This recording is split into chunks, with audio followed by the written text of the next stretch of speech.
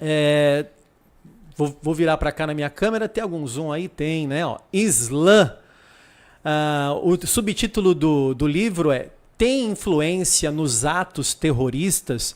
E esse livro é teu. Quando que você editou esse livro aqui? Esse livro é de 2005, foi a minha tese de TCC na Faculdade de História. Quer dizer, não tem nada a ver com as coisas que estão acontecendo agora. Eu previa...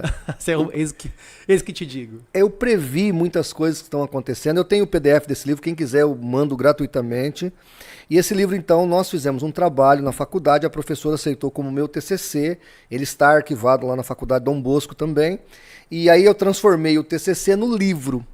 E eu previa muitas coisas do que está acontecendo hoje neste apanhado aí. E eu sim faço uma relação, ou eu relaciono a teologia islâmica como base fundamental do terrorismo. E você que está nos assistindo, pode observar. Quando há um atentado terrorista, vamos pensar agora o Hamas fazendo o que fez com Israel. Quantas instituições islâmicas no mundo se manifestaram contrário ao Hamas? Porque se o Islã era realmente pacífico, o Hamas em nível mundial fez o que fez, em nível mundial as facções islâmicas, porque o Islã não é um monobloco, sim, ele é tão... tem facções, seitas também. Repartido ou tripartido como é o cristianismo, você tem 3 grandes grupos, né? Sunitas, xiitas e sufitas. Mas você não vê os grupos supostamente pacíficos, é que eu estou falando supostamente porque eu estou provocando, se posicionando contrário ao que o Hamas fez. Não só o Hamas, o Boko Haram, por exemplo, nós estamos agora horrorizados com Israel, porque Israel é um país ocidental, então a gente fica horrorizado. É um país democrático, então a gente fica horrorizado. Mas o que o Boko Haram faz na África? Eles invadem uma cidade, pega 300 crianças, todo mundo aí ficou horrorizado com o filme aí, Som da Liberdade, que é um espetáculo de filme, mas ali mostra só da América do Sul, principalmente. Da América Latina e América do Sul. Mas quando você vê na África, o Boko Haram pega 300, 200 crianças, meninos e meninas para estuprar, violentar, em nome de uma fé. Porque o Alcorão fala que na guerra você pode ter essa liberdade de pegar escravas sexuais. Então, o Alcorão fala isso? Abertamente. Quem quiser artigo, documento, eu mando. Então, o Alcorão, em questão de guerra, o muçulmano pode abusar e usar sexualmente as mulheres inimigas do Islã. Então, quem segue o Islã de verdade são os terroristas agora. Olha, porque assim, tem essa questão, né? Quem segue o Islã são os pacíficos ou quem segue o Islã são os terroristas? É que, na verdade, o Alcorão, ele não é tão simples como... A Bíblia já é difícil, sim, mas perto do Alcorão, para interpretá-la, ela é fácil. Porque quando um livro é histórico, você percebe que é histórico, quando é poético, quando ele é uma hagiografia, que é uma história de um santo, por exemplo, vai contar a história de um profeta, é muito claro na Bíblia. Sim. O Alcorão, ele é a recitação.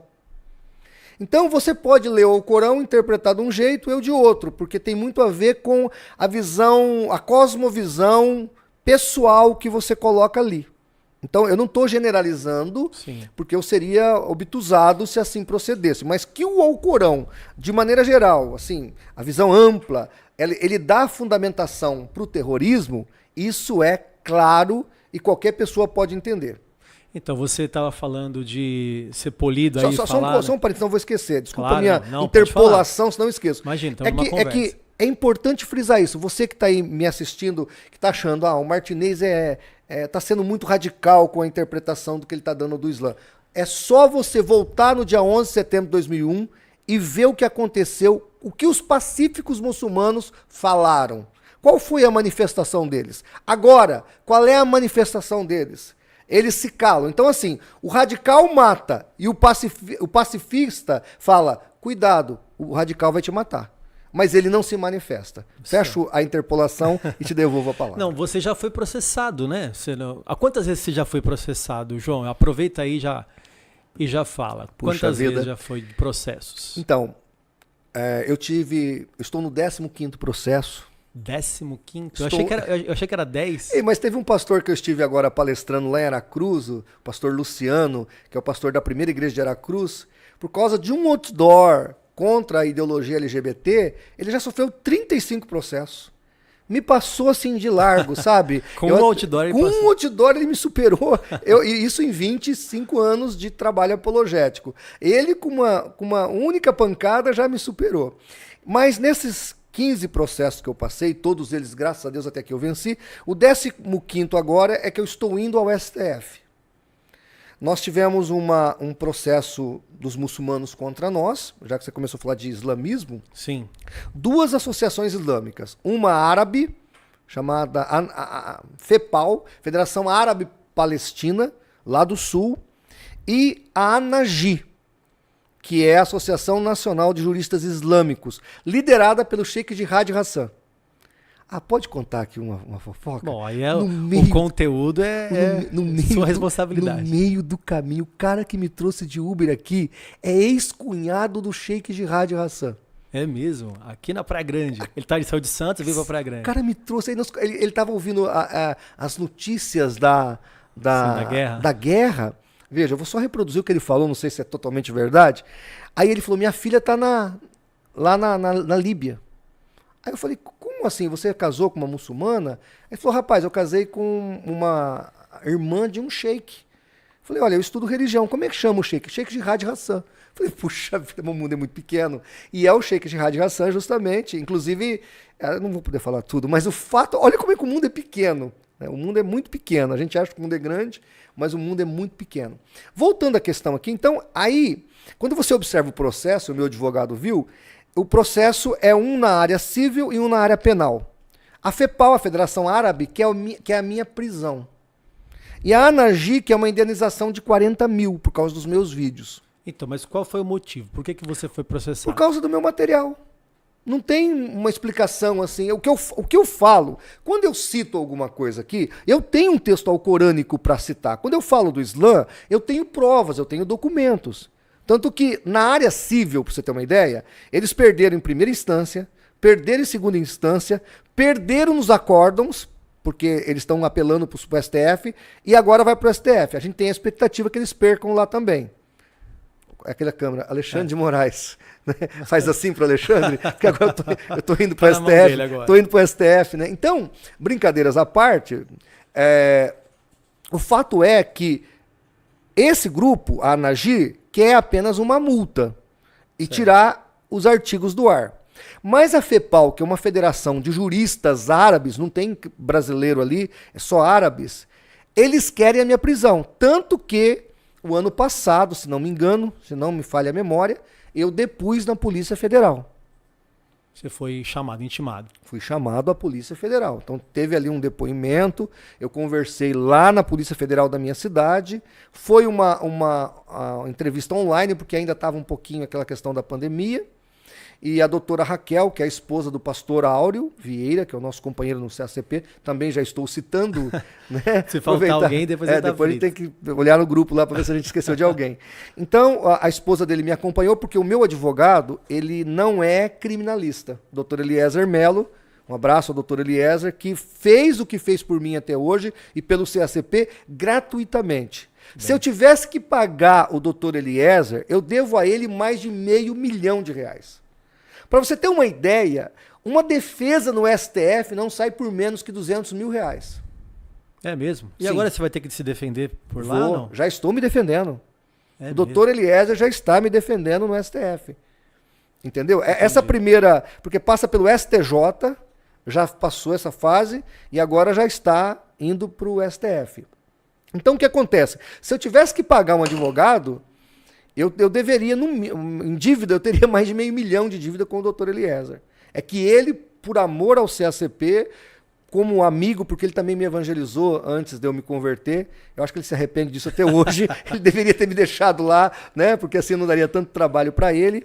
Então hoje, o CACP venceu esses 15 processos, mas se fosse pagar por tudo isso, nós não teríamos condições. Então, voltando, aí o doutor Eliezer foi analisar os processos. É Ctrl+C, Ctrl+V.